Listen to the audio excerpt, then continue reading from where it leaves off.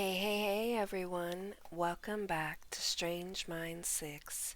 I'm your host Ruby, and today we're going to be getting back into Rebels and Revolutions. Real Tales of Radical Change in America by Judy Dodge Cummings.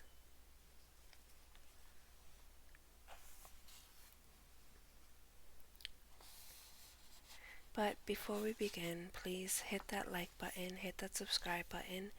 If you haven't already, it would mean a great deal to me if you did.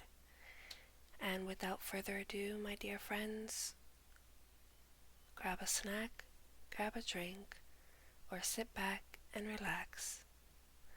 And let's get into this. When the sun rose, the Cubans were hauled back up on deck. Antonio, the cabin boy, had learned a few words and could communicate with the Africans. With Antonio translating, Sengbe ordered Montez to steer toward the rising sun. The Africans were going home. By day, Montez followed orders, but at night he reversed directions. The Cubans were desperate for another vessel to come close, even a British naval patrol. But whenever another ship approached, the Cubans were locked below deck. The crews on the other ship stared warily at the vessels full of black men armed with machetes and sailed on. Water quickly became a problem. There were not enough containers on the ship to store water. When they were close to land, Sengbe ordered Montez to stop at a deserted stretch of beach so a search party could find a creek and refill their few barrels. This worked in the short term, but after 6 weeks, they were almost out of water and out of sight of land. Montez was convinced they were all going to die. "Should we steer for the United States?" he asked Ruiz. The Cubans knew it was their only hope. "Would you like to go to a free country where there are no slaves?" Montez asked the Africans. They did not trust him, but Sengbe knew they had no choice. 8 men had already died from dysentery and dehydration. Montez steered west. On their 7th week at sea, La Amistad reached Long Island off New York. The men anchored the ship, and a small group went to the shore to find water. They found a stream, and as the men were loading water into the rowboat to take back to the ship, 2 white men came down to the beach. Captain Henry Green and Captain Peleda Fordham had been hunting when they spotted the Africans. Through hand gestures and Antonio's broken translation, Berna questioned the men. "What country is this?" Green replied, "America." "Is this slavery country?" "No, it is a free country." At the news that they had reached a free land, the Africans danced and whooped with joy. Green and Fordham were terrified and ran to their wagons to retrieve their guns. Berna tried to calm the white men down by explaining that they just wanted to go home. He gestured to the Amistad. "Make sail and go," he ordered, hoping the white men knew how to sail. But Green and Fordham had other ideas. By now everyone had heard reports of the mysterious black schooner that had been zigzagging along the coast. Rumors claimed it was full of gold. These 2 men wanted it. But while Green and Fordham were trying to convince the Africans to let them board the Amistad. A ship happened on the horizon. The United States naval brig, the USS Washington, was commanded by Lieutenant Thomas Gedney. He saw the Amistad at anchor and a group of men on shore. He assumed it was a smuggling operation. When Sengbe spotted the Washington headed for the Amistad, he ordered everyone into the boat, and they rowed furiously for the ship. But Gedney reached it first. He sent an armed party on board. The American sailors forced the Africans below deck and freed Ruiz and Montez. Sengbe saw the Amistad had been captured, and he turned the rowboat around and headed back to shore. But a boat of American sailors caught them quickly and towed them to the Amistad. Sengbe could not bear the thought of being chained in the slavehold again. As he was boarding the ship, he dove into the sea. What followed was a 40-minute game of cat and mouse. The Americans pursued Sengbe in a boat, but whenever they drew close, he dove deeper into the water. 5 minutes later, he would pop up elsewhere, and the Americans would chase him down again. Finally, the sailors slipped a boat hook under his clothes and hauled an exhausted Sengbe out of the water. He was put in chains. The Africans were back where they had started, in the hold of slave ship. Spectators gathered by the hundreds along the wharf of New London, Connecticut. The USS Washington was towing what appeared to be a ghost ship. Torn sails hung loose from the masts. Barnacles, the sea grass fouled the hull. Federal Marshal Norris Wilcox took possession of the captives and started to legally process rolling. On August 29th, Judge Andrew Judson boarded the Amistad to hold a hearing.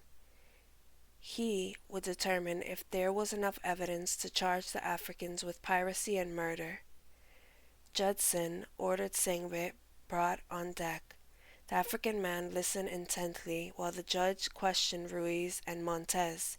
He understood nothing but was convinced the Cubans were lying. Ruiz and Montez did lie.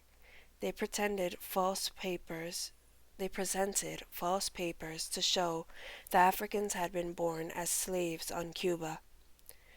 Then the judge questioned the cabin boy, who said Sengbe, Muru, and Kimbo had murdered the cook. That was enough for Judson. He ordered the Africans held in jail in New Haven, Connecticut until their trial on September 17th.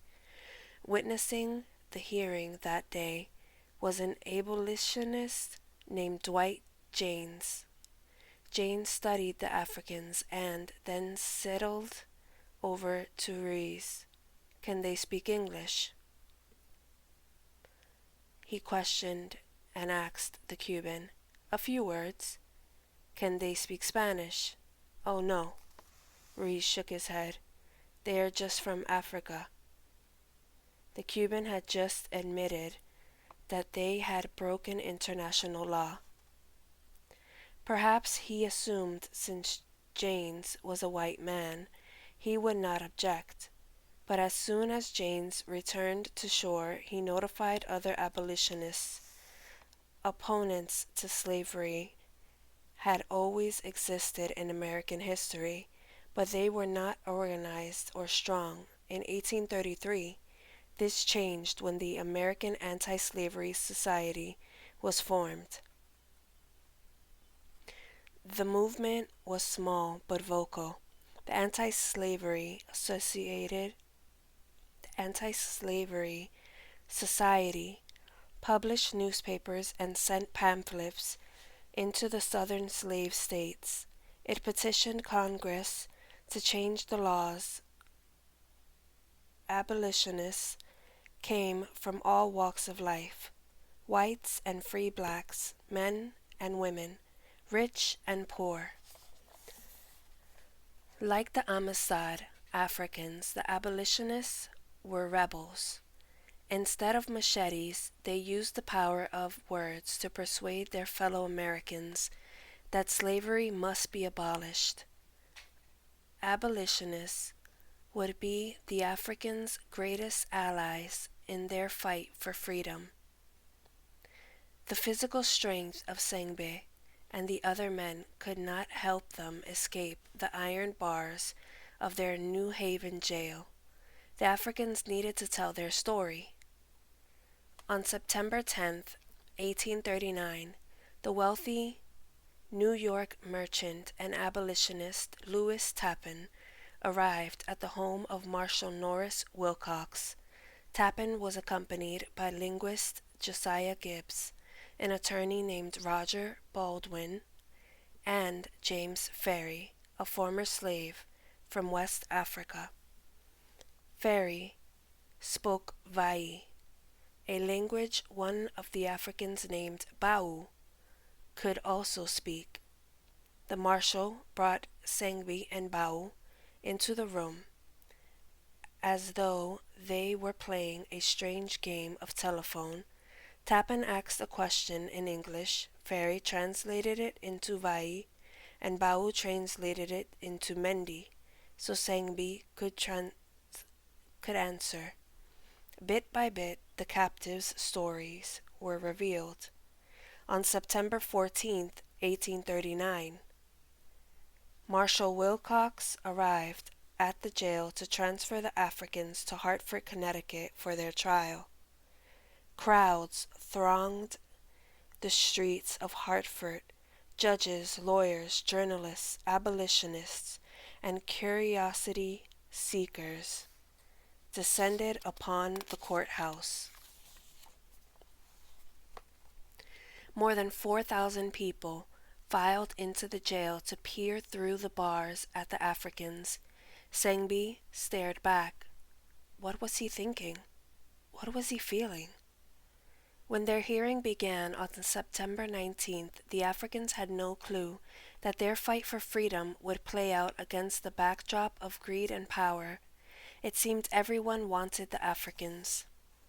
Lieutenant Gedney, the commander of the USS Washington, claimed the ship and captives belonged to him because he had salvaged them.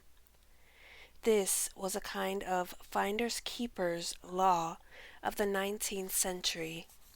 Henry Green and Pelatia Fordham, the two men the Africans had met on the Long Island beach, argued they deserved salvage's rights. Montez and Ruiz claimed they had purchased the slaves and were their rightful owners. A representative of the Spanish government spoke on behalf of the dead Captain Ferrer, insisting his estate, be compensated for the ship, a dead cook, and Antonio the cabin boy. Finally, a lawyer speaking for the administration of the U.S. President Martin Van Buren argued the slaves and ship should be returned to Spain since Cuba was a Spanish colony. The judges who heard the case quickly dismissed the charges of murder and piracy, but the question of who owned the Africans was not solved. A third hearing was scheduled in January 1840. Spectators who came for drama found it. Through their interpreter, Sengbe, Grabue, and Fuli testified. Sengbe sat on the floor to show the judges how he had been chained. Grabue and Fuli lay down by side to demonstrate the cramped quarters of the slave hold. All three men described the terror they felt when Celestino the cook mimed how he planned to chop and eat them. Finally, the judges concluded that the captives were natives of Africa and born free and still are free and not slaves. They ordered the federal government to return the Africans to their homeland. When the interpreter translated the verdict, Sengbi and the others were overjoyed. They clapped their hands and jumped up and down. During their months in captivity, the Africans had been learning about Christianity, along with beginning lessons in reading and writing. Now, an abolitionist minister began to pray. The Africans joined him, dropping to their knees in thanks. Their relief was short-lived. The Van Buren administration immediately appealed the decision to the United States Supreme Court. The news of this reversal crushed the Africans. Sengbi lost weight. Other men were convinced they would never see their families again. Foon, an accomplished swimmer, dove into the river one day and drowned himself. But as weeks turned into months, the African slowly regained their spirit of resistance and concentrated on winning in court. Geography books, dictionaries, and almanacs were brought to the jailhouse. The Africans read and talked and debated. When they learned that former President John Quincy Adams would argue for them in the Supreme Court, they recruited their two best English writers, Cale, who was only 11 years old, and Keena, to write letters to Adams. The arguments in these letters represented the united effort of all the captives. They referred to themselves repeatedly as the Mendi people. In the letter penned by Cale, the Africans urged President Adams to challenge the public belief that they were stupid savages. Americans no talk Mendi. Americans crazy dolt. Cale wrote. He went to explain on that the insults in the American newspapers hurt their feelings. Some people say Mendi people have no souls. Cale wrote, why we feel bad? We have no souls. The Africans were making a logical argument. The letter Keena wrote appealed to Adam's emotions. We want to go home to Mendi and see our fathers and mothers and brothers and sisters. He communicated the prayer that Adams had the heart to see Mendi people. With these words, the Africans were asking this powerful white man to recognize the humanity he shared with them. The letter closed with a plea. We beg you to talk hard to make us free. Adams did talk hard. On February 24th, 1841, 9 U.S. Supreme Court justices assembled to hear the arguments in the case of the United States versus the Amistad. All the justices were white, and most of them were Southern slave owners. John Quincy Adams defended the Africans in a marathon, 7.5 hours arguments. He twisted the government's legal position. How could the Africans be property and robbers of property? While Adams paced back and forth, he frequently referred to the principles of the Declaration of Independence and pointed at the copy of that document that hung on the wall. He laid out logical arguments, cited evidence, and used moral reasoning to persuade the justices that these Negroes were free and had the right to assert their liberty. On March 9th, 1840, in a 7-1 ruling, The Supreme Court said that while the murders of the captain and the cook had been dreadful acts, they were not criminal. The Africans had been acting in self-defense. The justices sided with the decision of the lower court when they ruled that these Negroes never were the lawful slaves of Ruiz or Montez or of anyone else. After almost 3 years of struggling, the Africans had finally won their freedom. "What will you do now?" an abolitionist asked. "Return to Africa or stay in America?" Fully answered for everyone. He insisted that even if the American people gave him a hat full of gold and houses and land to stay in this country, these things were not like his father's, nor his mother, nor his sister or brother. The Amistad Africans were going home. To raise funds for a ship and supplies, the former captives went on a sort of celebrity tour during the spring and summer of 1841.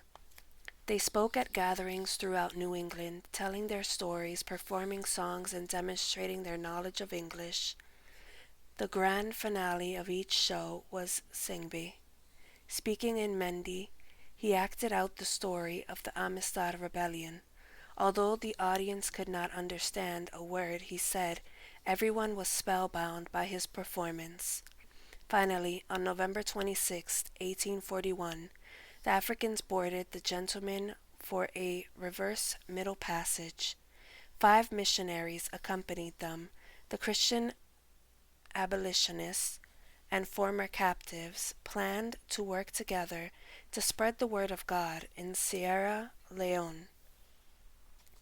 The Gentleman docked in the city of Freetown on January 13, 1842.